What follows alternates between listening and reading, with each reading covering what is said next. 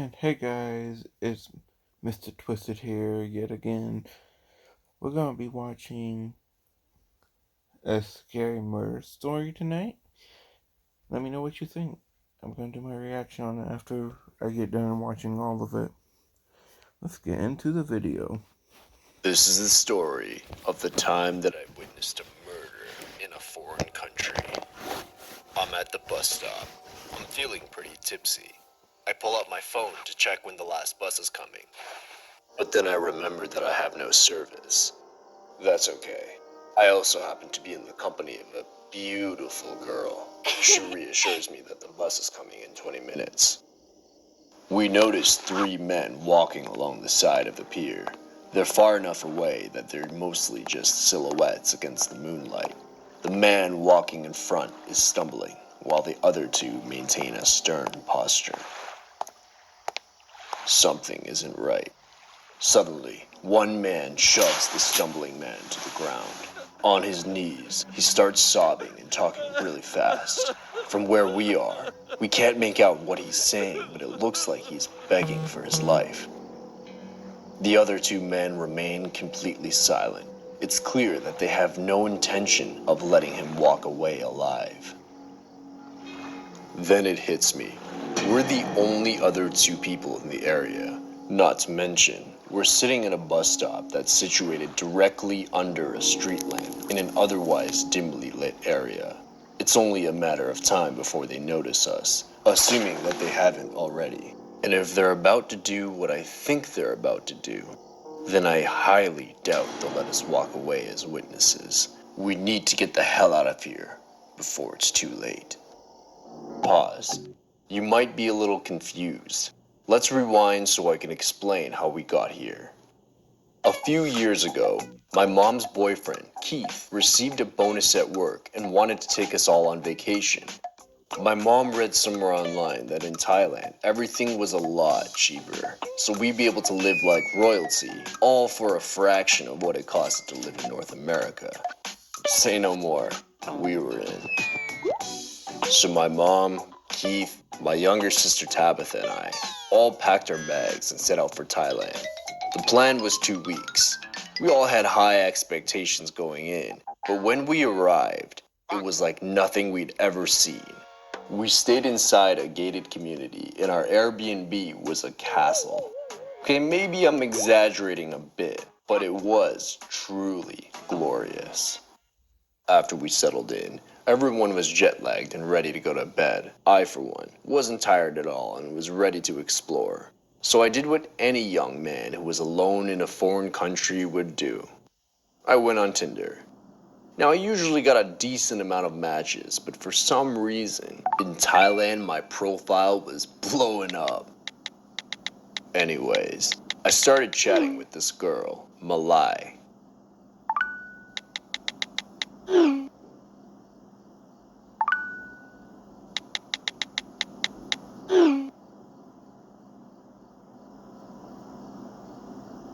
She was super responsive, so I figured I'd shoot my shot. She ended up being down for the cause, so I hopped in a cab and went downtown. We met up and head to the street where most of the nightlife was. We grabbed some delicious street food and walked around. It was incredible. The lights, ambience, music, and people. I've never been one to shy away from stepping outside of my comfort zone.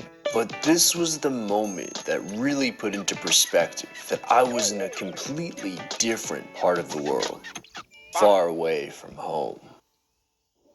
We end up going to one of the clubs. We get inside and something about the street food from earlier isn't sitting well with me. Hold on, I gotta use the washroom. Okay, meet me at the bar after. I nod and look around for the washroom. Even though not much is really in English, fortunately, washroom signs are pretty universal. I follow the signs towards the washroom and arrive at a set of stairs that head down to the basement. Someone grabs my shoulder. I turn around. Washroom? That way. Oh, Okay. He points to a door down a hallway on the left. At a closer glance, I see the men's bathroom sign on the door. Wish the signs were a little more clear, but okay. Thanks. The man doesn't reply. Maybe he doesn't speak English very well and the basement is a staff area or something. I don't know. I give him the benefit of the doubt. Anyways, I use the washroom and then meet up with Malai at the bar. How long are you here for? 2 weeks. That's too bad. Let's make the best of it. She orders us a few shots and we get, a little sauced. You know what has to happen now, right? I gotta go off on the dance floor, so I do my thing. Malai is impressed. She starts dancing. We start dancing together. Next thing you know, it's getting late and the club's closing, so we head out. The bus stop isn't far from the club. Neither of us are tired yet, so we decide to walk. We get away from all the commotion and make our way down a stretch of road beside the water. We pass a dock area that's shut down for the day. We arrive at the bus stop. I'm feeling pretty tipsy. I pull out my phone to check when the last bus is coming. Right, no service. Malai reassures me that the bus is coming in 20 minutes. We notice 3 men walking along the side of the pier. Alright, that brings us back up to speed. The man begs for his life. I look at Malai and she's terrified, which freaks me out even more because if anything, she's from here, so she knows what's up. Malai, she looks at me. Do you know who those men are?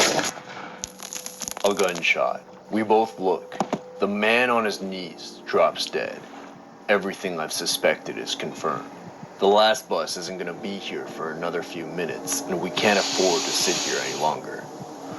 I grab Malai's hand and make a run for it. With a clear stretch of road and a ton of streetlights, hiding simply isn't an option. Our best bet is to make it to the bus stop down the road in hopes to catch the bus at an earlier stop. I hear tires screech behind us. They're coming. I mean, I've definitely thought about it before. How it's all gonna end one day. But drunk and in Thailand was never the first option that came to mind. With that being said, in that moment, I really thought that was it for me. And it would have been if it wasn't for a cab coming straight towards us. The sign is lit up. Could it be vacant? I rush towards it, waving my arms like a madman. The cab stops. With no time to appreciate the miracle, we hop in and drive! The cab driver rolls his eyes. Probably thinks I'm just another entitled foreigner. Then, in his rearview mirror, he notices a set of lights.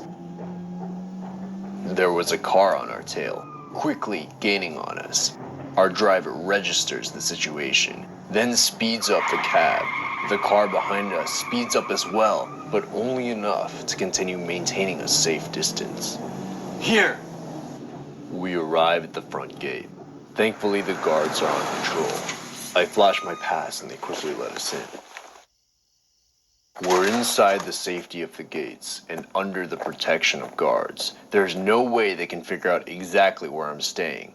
This nightmare is finally over. We're safe. If only that were the case. Maybe if I hadn't been so naive, I would have told my mom, or Keith, or Tabitha about what had happened, which could have prevented so much. But no, I didn't tell anyone. 3 days later, it's the middle of the day. Tabitha went on a hike. My mom and Keith were out, and I'm sitting in the kitchen trying to get a hold of Malai. She hasn't responded to my texts. I mean, it's understandable because I'd imagine she's freaked out and wants nothing to do with me. But the day after, everything seemed okay. Then last night, she abruptly stopped responding and I haven't heard from her since. Tabitha comes home freaked out. I comfort her. After she calms down, she explains that on her way home, she noticed a black sedan driving back and forth. It had tinted windows, so she couldn't see inside. She had tried to cut a few corners on her route, but the black sedan stayed behind her, making it clear that she was being followed. She nearly makes it to the front gate. The driver cuts her off and rolls down his window.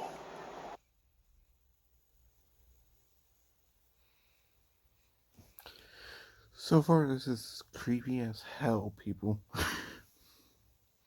And of course, I get an ad. Oh, it feels so good. Yeah, here she is. Give it a second. Yo! We got her! Hashikuma! Oh my. Come here. Sorry, I don't know you. Come here right now. Tabitha inches closer.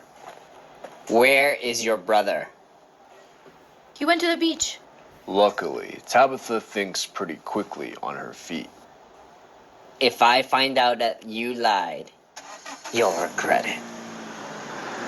The man speeds off. At this point, it became painfully clear that those men from the other night were not going to leave me alone. So I told her about what happened at the club. Tabitha connected the dots and was adamant that we told Mom and Keith. Later that evening, we came clean. Naturally, this freaked my mom and Keith out. Keith started frantically making calls and eventually got a hold of the man who we booked the Airbnb from. An older gentleman named Frank came over an hour later. Seated around the dinner table, we explain everything to Frank. He calmly asks a few questions. We answer them. He contemplates, then leans forward with a very serious look on his face. Listen to me. You all need to leave here tonight, or you'll be dead by tomorrow morning. Come on, Frank. You can't be serious. I'm serious. This is a very bad situation. If we leave now, we can probably book a last-minute flight at the airport. No, they will be waiting for you on the road. How will they know we are leaving? The guards will signal them. Why would they do that? This is a very corrupt place. Do not trust anyone. Tonight, at precisely 12, the guards will change shifts. You will sneak out. Make sure nobody sees you. Bring only what you need. Down by the lake, I will arrange for a boat to take you to my private plane. Is that it? We just chose to gamble with our lives? This is the best I can do. Good luck. Oh, this is the boat. We better get a refund. We packed our belongings and then watched the sky get dark together. A dense fog fills the air, creating a ghostly atmosphere. This castle suddenly felt like a giant death trap. By 11:30, we were all on edge, anticipating what would happen next. Then the doorbell rings. Someone is buzzing from the gate. I look through the security camera. It's Malai. If I don't open the door, it might tip off the guards, so I go. I head out to the front door. Hey, Hey, what are you up to tonight? something's off. Just chilling at home. What about you? Feeling adventurous? Wanna go to Pattaya? That's where the party's at. I think I'll just stay in tonight. I'm pretty tired. Please come. A tear falls down her cheek. She's shaking. Sure. Let me just run up and change. I'll be right back. I run back up to everyone else. We need to leave now. The guards aren't going to be changing shifts for at least another 15 minutes. Not to mention that Malai is out by the front. So we're left with only one other option. We sneak out the back. Problem is, the backyard is massive. Plus, it's pitch black at this point. We're all following Tabitha, who's lighting the way through the trees with her iPhone flashlight. She claims that on her hike, she came across a trail that connects the backyard to the lake. We hear the guards shouting up by the house. They must have noticed that we fled. Within moments, the sounds of guards multiply, then disperse into various directions. Flashlights move around the area. We try and pick up our pace while still moving as quietly as we possibly can. Finally, in the distance, there's an opening. Without warning, I hear a scream come from the house. I look back. My phone lights up. I reach to shut it off, but it's too late. The ringtone fills the forest. It's Malai calling. The flashlights all stop moving. The guards go quiet. Run! We dash towards the opening. The flashlights from all over the premises converge into one blinding light that beams at us from behind. The light gets brighter and the sounds of guards get louder. We breach the opening and find ourselves on a beach. A small boat is docked in the water. A man, covered in a dark cloak and straw hat, steps out. He lifts his hat. It's Frank. He urgently waves for us to get inside the boat. We make it inside the boat. Without hesitating, Frank starts the motor and we take off. From the water, we watch the guards populate the beach, then vanish into the fog. We ended up making it back home safely on Frank's plane. I never heard from Malai again. I try not to think about what might have happened to her. Tabitha reminds me that there's nothing we could have done. Even when we got home, we would keep getting calls from unknown numbers for quite some time. One time, my mom accidentally picked up, and it was someone who claimed to be an officer. They demanded that I returned and testified as a witness. Keith grabbed the phone from her and hung up. We blocked all unknown numbers after that. For the longest time, I've had so many unanswered questions. Just what exactly did I witness on the dock that night, where those men wanted me dead so badly? Fortunately, Keith stayed in touch with Frank, and eventually, we learned the truth. The man I saw get murdered was at the same club that night. Apparently, he's really drunk and looking for the bathroom. He follows the signs. He accidentally goes into the basement instead of the washroom. He finds himself in front of a door. He opens it. Definitely not a washroom. A room filled with shady men stare back at him. You see, what this man had stumbled upon was the largest heroin operation in the country. He was quickly taken outside by two of the men to be taken care of, which is precisely where I came into the equation. I was the witness that connected a drug trafficking case to a murder case, and for that reason, they needed me taken care of as well. After I learned the truth, I couldn't sleep for many, many nights. And to this day, I still think about what might have happened if that night at the club, I had gone into the basement instead.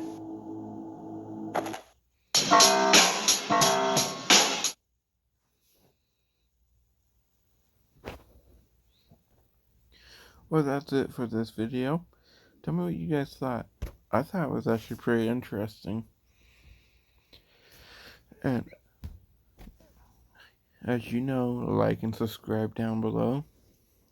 If my comment section is working now, comment what you thought. If not, hit me on Instagram. My links in the video before this one. Just let me know. See you guys next time. And stay twisted, Mr. Twisters.